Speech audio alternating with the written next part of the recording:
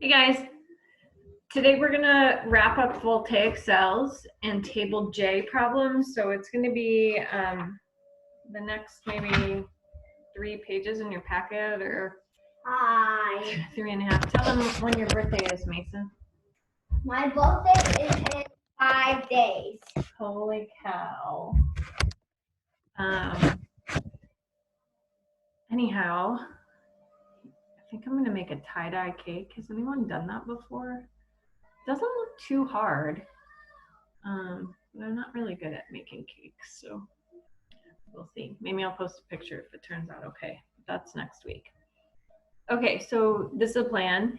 We're gonna wrap up Voltaic cells. No homework for the weekend.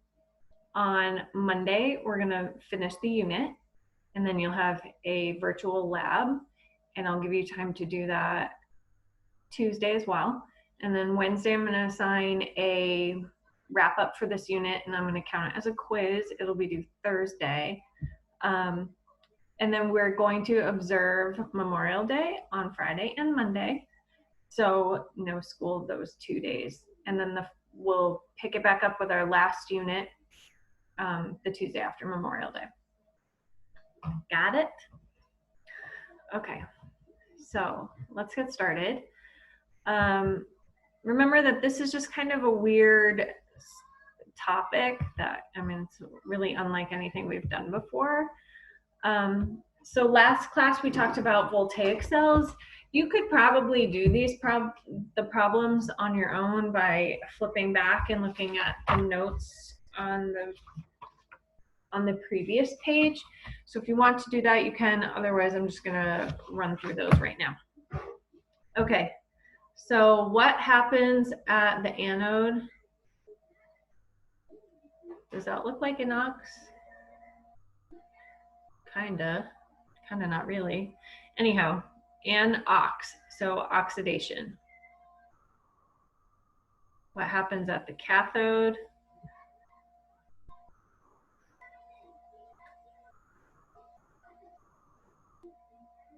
Red cat, so reduction. All right, so it says label the anode and cathode on the diagram. So basically how I would go about this is I would use the equation that they give me to decide which species gets oxidized and which species gets reduced. So I look here, Ag is +1, and on this side it's 0. Pb is 0, and on this side it's +2. So from +1 to 0, remember when the charge goes down, it is reduced. And when the charge goes up, it is oxidized. So that means the cell with Pb gets oxidized. So this is your anode. And then this has to be your cathode. Okay, draw the flow of electrons. The electrons always flow from anode to cathode. So I'm just going to draw an arrow through the wire, showing that electrons are traveling in that direction. What flows through the salt bridge? Ions. Which electrode increases in size and which electrode decreases in size? Okay, so let's think about the reactions. So Pb changes from the metal into the ion. So chunks of this metal are breaking off into the ion. So that means this one is getting smaller. So this one is decreasing. So the anode decreases in size. So this is Pb. And then I have that written incorrectly in my notes. And then which electrode increases in size? So we have Ag is positive, turning back into the metal. So when it touches the metal and gains the electrons, it begins to get larger. So the Ag electrode increases in size. I'm just gonna fix my notes because I had that backwards. Okay, so let's move along. So now we're gonna use table J to decide how these reactions occur. Okay, and we've used table J before, back when we talked about single replacement reactions. Okay, so redox reaction, redox means reduction, the RED, and oxidation. Electrons are both gained and lost. This has to be done simultaneously. So as one is gaining electrons, the other one is losing electrons. Voltaic cells or batteries spontaneously convert chemical energy into electricity. No energy is required for the reaction to occur. It just does this on its own.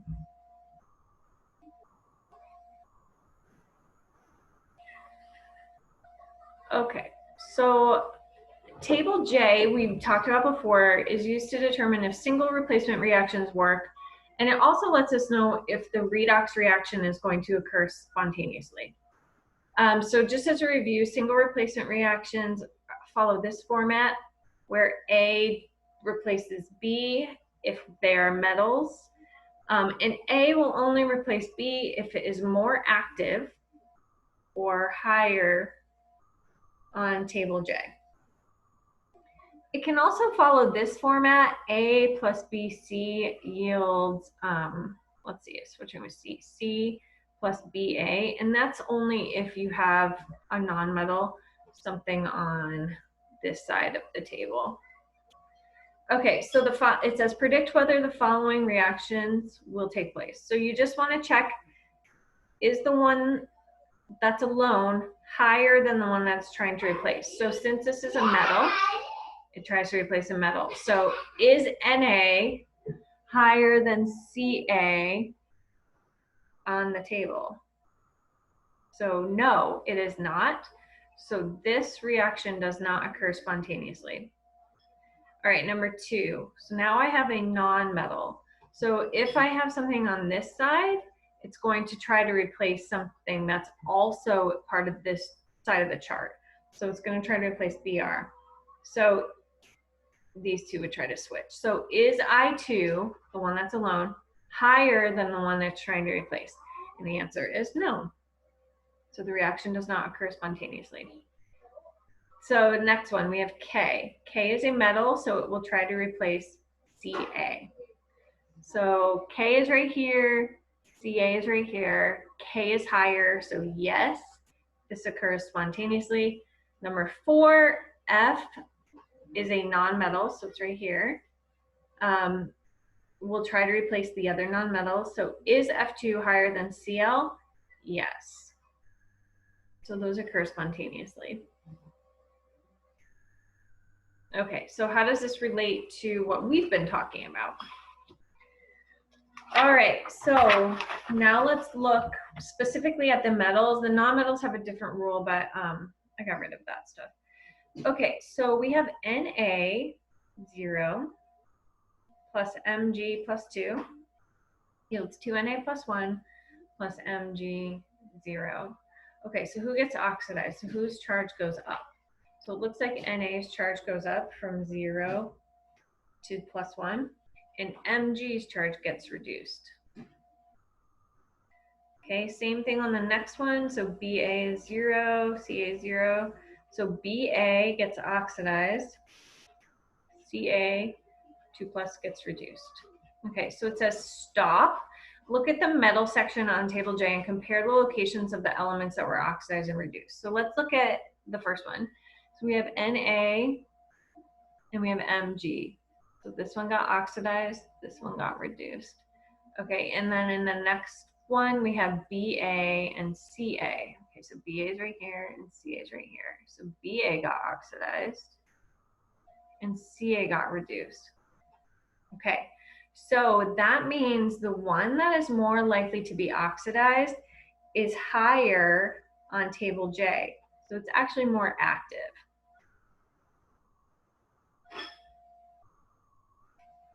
And the one that's more likely to be reduced is lower on table J. So you see how up here it says most metals? I throw an O in there and then I spell the word mom. Most oxidized metals. That's how I remember that the one that gets oxidized are closer to the top. It's reversed for nonmetals, but I'm not going to have you guys worry about that. Okay, so now we just want to decide, are these reactions spontaneous? So are the ones that are oxidized closer to the top? Okay, so this is what you should do. You should go through and decide who gets oxidized. So if this is 0 and it goes to +4, SN gets oxidized, this gets reduced. So then you're going to check on your table, find SN right here and find Ni. So the one that gets oxidized should be higher. In our reaction, the one that gets oxidized is lower. So this is not spontaneous. Okay, so why don't you guys try 2 and 3? So 2, Zn gets oxidized, this gets reduced. So Zn is here and Pb is there. So Zn is higher, so yes, that is spontaneous. And then the next one, magnesium gets oxidized, silver can get reduced. These don't have to be in this order, ox reduced, whatever. They can be switched, just keep that in mind. Mg is here, silver is all the way down here. So yes, that is spontaneous. Okay, and then a redox reaction is spontaneous if the metal that is higher on the table is oxidized and the metal which is lower on the table is reduced. Okay, so there are some practice problems, and this is in lieu of homework. So I'm just gonna go through and do the first one with you, and then they get like increasingly, they add like a step each time. Okay, and you have to use table J, so you want to flip back and forth. Okay, so given the two metals, we have Ag and Ba. Using table J, which one would be oxidized? So which one is higher? So looking at table J, flip back in your note packet and look at table J. Ba is higher, so that gets oxidized, and Ag gets reduced. So label the anode and cathode with the correct metal. An ox, this is Ba, this is Ag. Show the flow of direction of electron flow. So electrons always flow from the anode to the cathode. Did you guys start a new show? Are you sure? Okay, next one. Push pause and see how you guys do on the next 3, and then we're done. Okay, and when you come back, we'll go over the answers. Okay, so welcome back. Using table J, which one we oxidized? So who is higher on table J? We have Na. So it gets oxidized, Zn gets reduced. So this time I flip-flopped your anode and cathode. Did you catch that? So the anode is Na. This time it's on this side. The cathode is Zn. Okay, we did that.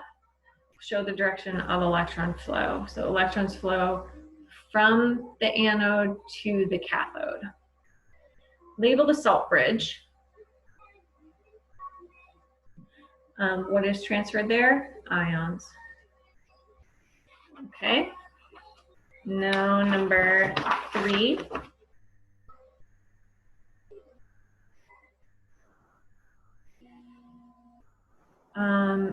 Given the two metals, lithium and magnesium, who is oxidized? So lithium is the highest one on the table, so that one is oxidized. This one is reduced. Okay, I've put them back in their normal, it doesn't matter where they go, but we've been doing left and right. So lithium, magnesium, show the direction of electron flow, anode to cathode. All right, now write the half reaction. So use your periodic table for help with charges. So the oxidation half, we have Li And if you look at the table, its charge is +1. So I would say +1 E minus. On the next one, reduction half. So this one changes into Li +1. So the reduction half begins with the ion, and then it changes back into the metal. So Mg2 plus. To go back to Mg0, you need to add 2 electrons. So someone asked me about why do we say +1 E minus versus like saying -1 E minus. And I don't know. I think it's just the way they prefer to have this formatted, and I don't even know who they is. I prefer it that way too because I think it's easier for us to deal with addition rather than subtraction. So there's no real, I don't know, that I know of, no real rhyme and reason to that. Okay, last one, and then that's it for the whole weekend, unless you have work to catch up on. Okay, given the two metals, K and Ca, which one is oxidized? So who is higher? Potassium.